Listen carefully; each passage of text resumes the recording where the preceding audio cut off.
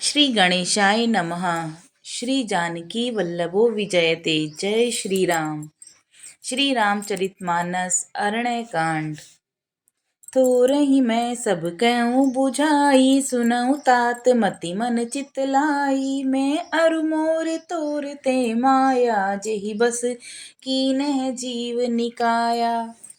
श्री राम जी ने कहा कि हे तात, मैं थोड़े में ही सब कुछ समझाकर कह देता हूँ। तुम मन चित्त और बुद्धि लगाकर सुनो। और मेरा और तू, मैं तेरा, यही सब माया है जिसने समस्त जीवों को वश में कर रखा है। गो गोचर जह लगी मन जाई, सो सब माया जाने हो भाई। तेहि कर भेद सुनो तुम सो, विद्या अपर अविद्या दो। इंद्रियों के विषयों को और जहां तक मन जाता है, हे भाई, सब उसको माया जानना। उसके भी एक विद्या और दूसरी अविद्या, इन दोनों भेदों को तुम सुनो। एक दुष्ट अतिशय दुख रूपा, जा बस जीव पराभव कूपा। एक रचई जग गुण बस जाके, प्रभु प्रेरित नहीं निज बल ताके। एक अविद्या दुष्ट है और अत्यंत दुख रूप है, जिसके वश में होकर जीव संसार रूपी कुएं में पड़ा रहता है। और एक विद्या जिसके वश में गुण है और जो जगत की रचना करती है, वह प्रभु से ही प्रेरित होती है। उसके अपना बल कुछ भी नहीं है। ज्ञान मान जह एकउ नाही, देख ब्रह्म समान सब माही। केई तात सो परम विरागी, तृण सम सिद्धि तीन गुण त्यागी। ज्ञान वह है जहाँ मान आदि एक भी दोष नहीं है, और जो सब में समान रूपी ब्रह्मा को देखता है, उसी को परम वैराग्यवान कहना चाहिए, जो सारी सिद्धियों को और तीनों गुणों को तिनके के समान त्याग चुका हो। माया ईस न आप कहूँ, जानु कहि सो जीव। बंध मोच प्रद सर्ब पर, माया प्रेरक सीव। जो माया को, ईश्वर को और अपने स्वरूप को नहीं जानता, उसे जीव कहना चाहिए। और जो कर्मानुसार बंधन और मोक्ष देने वाला, सबसे परे और माया का प्रेरक है, वह ईश्वर है। धर्म ते बीरति जोग ते ज्ञाना, ज्ञान मोक्ष प्रद वेद बखाना। जाते बेगी द्रहु मैं भाई, सो मम भगति भगत सुखदाई। धर्म के आचरण से वैराग्य और योग से ज्ञान होता है, तथा ज्ञान मोक्ष का देने वाला है, ऐसा वेदों ने वर्णन किया है। और हे भाई, जिससे मैं शीघ्र ही प्रसन्न होता हूँ, वह मेरी भक्ति है, जो भक्तों को सुख देने वाली है। सो सुतंत्र अवलंबन न जाना, ते ही आज्ञिन ज्ञान विज्ञाना। भक्ति तात अनुपम सुख मूला, मिलई जो संत होई अनुकूला। वह भक्ति स्वतंत्र है, जिसको ज्ञान विज्ञान आदि किसी दूसरे साधन का सहारा नहीं है। ज्ञान और विज्ञान तो उसके अधीन है। हे तात, भक्ति अनुपम और सुख की मूल है, और वह तभी मिलती है जब संत अनुकूल होते हैं। भक्ति के साधन केउ बखानी, सुगम पंथ मोहि पावहि प्राणी। प्रथम ही विप्र चरण अति प्रीति, निज निज कर्म निरत श्रुति रीति। अब मैं भक्ति के साधन विस्तार से कहता हूँ। यह सुगम मार्ग है, जिससे जीव मुझको सहज ही पा जाते हैं। पहले तो ब्राह्मणों के चरणों में अत्यंत प्रीति हो, और वेद की रीति के अनुसार अपने अपने वर्णाश्रम के कर्मों में लगा रहे। एहि कर फल मुनि विश्व विरागा, तब मम धर्म उपज अनुरागा। अवनादिक नव भक्ति दृढ़ाई, मम लीला रति अति मन माही। इसका फल फिर विषयों से वैराग्य होगा। तब वैराग्य होने पर मेरे धर्म यानी भागवत धर्म में प्रेम उत्पन्न होगा। तब श्रवण आदि 9 प्रकार की भक्तियां दृढ़ होंगी, और मन से मेरी लीलाओं के प्रति अत्यंत प्रेम होगा। संत चरण पंकज अति प्रेमा, मन क्रम वचन भजन दृढ़ नेमा। गुरु पीतु मातु बंधु पति देवा, सब मोहि कह जाने दृढ़ सेवा। जिसका संतों के चरण कमलों में अत्यंत प्रेम हो, मन वचन और कर्म से भजन का दृढ़ नियम हो, और जो मुझको ही गुरु पिता माता भाई और पति और देवता सब कुछ जाने और सेवा में दृढ़ हो। मम गुण गावत पुलक शरीरा, गद गद गिरा नयन बह नीरा। काम आदि मद दंभ न जाके, तात निरंतर बस में ताके। मेरा गुण गाते समय जिसका शरीर पुलकित हो जाए, वाणी गदगद हो जाए और नेत्रों से आंसुओं की जल धारा बहने लगे, और काम मद और दंभ आदि जिसमें न हो, हे भाई मैं सदा उसके वश में रहता हूँ। वचन कर्म मन मोरी गति, भजनु करहि नहीं काम। तिन्ह के हृदय कमल महु, करऊं सदा विश्राम।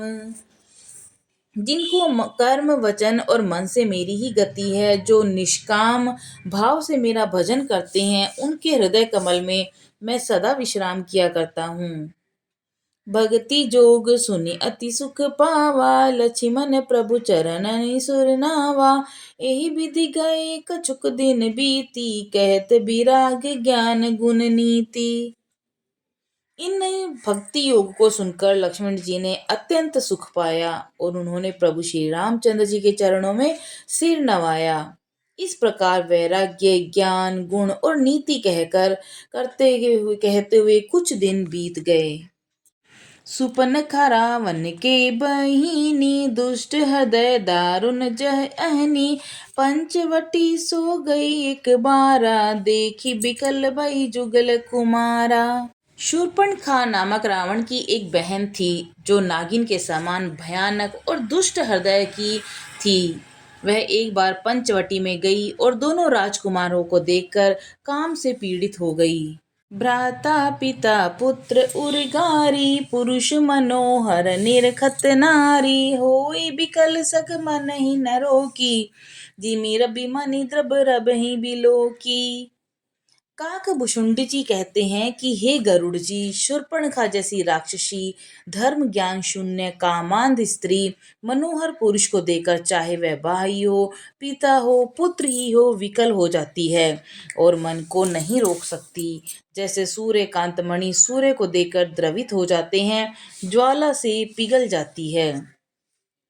रुचिर रूप धरि प्रभु पई आई, बोली बचन बहुत मुस्काई। तुम सम पुरुष नमो सम नारी, यह संजोग विधि रचा बिचारी। वह सुंदर रूप धरकर प्रभु के पास जाकर और बहुत मुस्कुराकर वचन बोली, न तो तुम्हारे समान कोई पुरुष है और न मेरे समान स्त्री।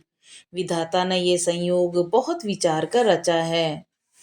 मम अनुरूप पुरुष जग माही, देखें खोजी लोक तिहु नाई। ताते अब लगी रहूं कुमारी, मानु मान कछु तुम ही निहारी। मेरे योग्य पुरुष वर जगत भर में नहीं है। मैंने तीनों लोगों को खोज देखा, इसी में मैं अब तक कुंवारी रही। अब तुमको देखकर कुछ मन माना है, अर्थात चित्त ठहरा है। सीतहि चितई कही प्रभु बाता, एहि कुआर मोर लघु भ्राता। गई लक्ष्मण रिपु भगिनी जानी, प्रभु बिलो की बोले मृदुबानी। सीता जी को की ओर देखकर प्रभु श्री रामचंद्र जी ने यह बात कही कि मेरा छोटा भाई कुमार है, और वह लक्ष्मण जी के पास गईं। लक्ष्मण जी ने उसे शत्रु की बहन समझकर और प्रभु की ओर देखकर कोमल वाणी से बोले, सुंदरी सुनु मैं उनकर दासा, पराधीन नहीं तोर सुपासा। प्रभु समर्थ कौशलपुर राजा, जो कछु करई उनई सब छाजा। हे सुंदरी सुन, मैं उनका दास हूँ, मैं पराधीन हूँ, अतः तुम्हें सुख न होगा। प्रभु समर्थ हैं, कौशलपुर के राजा हैं, वे जो कुछ करें उन्हें सब फबता है। सेवक सुख चह मान भिखारी, व्यसनी धन शुभ गति विचारी। लोभी जसु चह चार गुमानी, नब दुहि दूध चहते प्राणी। सेवक सुख चाहे, भिखारी सम्मान चाहे, और व्यसनी जिसे जुए शराब आदि का व्यसन हो जाए, धन और व्याभिचारी शुभ गति चाहे, लोभी यश चाहे, और अभिमानी चारों फल अर्थ धर्म काम मोक्ष चाहे, तो ये सब प्राणी आकाश को दू कर दूध लेना चाहते हैं, अर्थात असंभव बात को भी संभव करना चाहते हैं।